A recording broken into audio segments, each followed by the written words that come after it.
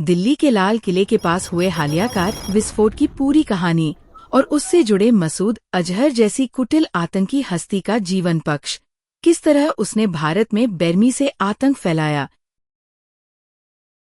दिल्ली के ऐतिहासिक लाल किले के आसपास एक व्यस्त क्षेत्र में हाल ही में एक कार विस्फोट हुआ, जिसमें कई निर्दोष नागरिकों की मौत और गंभीर घायल हुए। ये विस्फोट शाम के समय हुआ, भीड़ भाड़ वाले इलाके में, इसलिए परिणाम और भी भयानक थे। दिल्ली पुलिस और राष्ट्रीय एजेंसियां मौके पर पहुंचकर जांच कर रही हैं और इस घटना को आतंकवाद से जुड़ा माना जा रहा है, क्योंकि विस्फोट में उपयोग की गई सामग्री और घटना की शैली संदिग्ध बताई जा रही है। ये एक ताज़ा मामला है और जांच अभी भी जारी है। मसूद अजहर, एक नाम जो दक्षिण एशिया में दहशत और खून से जुड़ा हुआ है। जन्म 1968, बावलपुर, पंजाब, पाकिस्तान के आसपास। असल नाम मोहम्मद मसूद अजहर अलवी।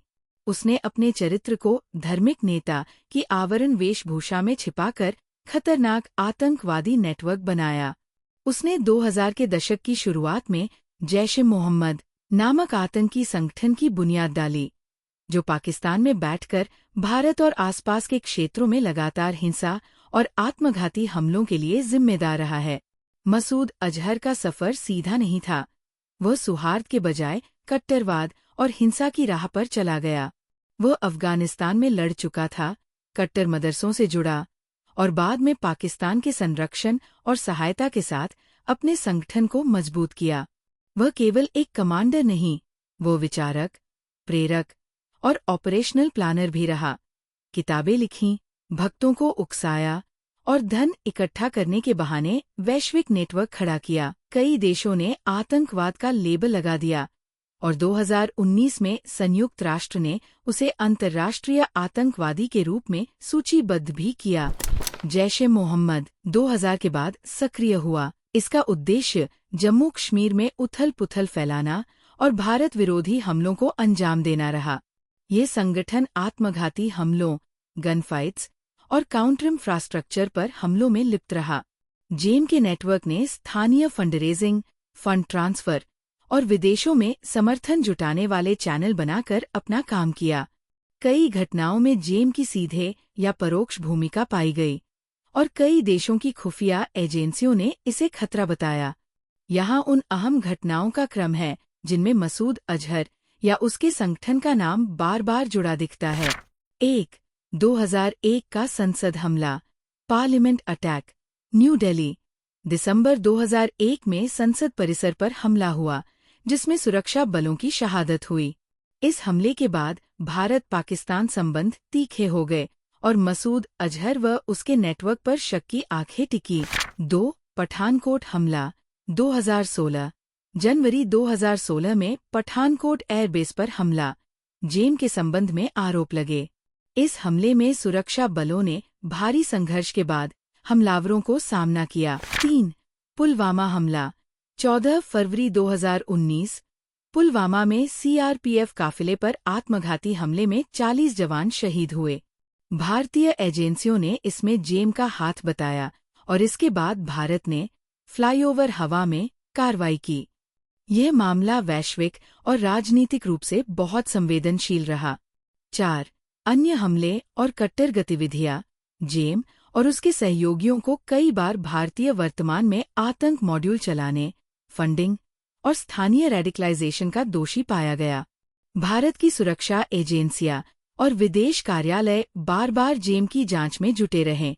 यहाँ एक महत्वपूर्ण बात, आतंक हृदय से नहीं, संसाधनों से चलता है।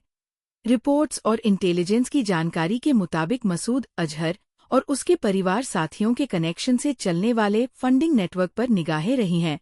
डिजिटल वॉलेट, हवाला जैसी प्रणालियां और अंतर्राष्ट्रीय चैनल। डिजिटल भुगतान और वॉलेट के जरिए फंडिंग के नए रास्ते सामने आए, जिनका उपयोग आतंकवादी समूहों ने किया। मसूद अजहर के खिलाफ अंतर्राष्ट्रीय रुख भी बनता रहा। सालों तक चीन ने यूएन में उसकी लिस्टिंग रोकी, पर बाद में दबाव और सबूतों के कारण अंतर्राष्ट्रीय समुदाय ने उसे वैश्विक आतंकी घोषित किया। कुछ घटनाओं के बाद पाकिस्तान पर ये आरोप भी लगते रहे कि वहाँ के कुछ तत्व भीतरू या संस्थागत आतंकी संगठनों को आश्रय या सहारा देते रहें। यह गंभीर आरोप है और इनका असर क्षेत्रीय सुरक्षा पर पड़ा है।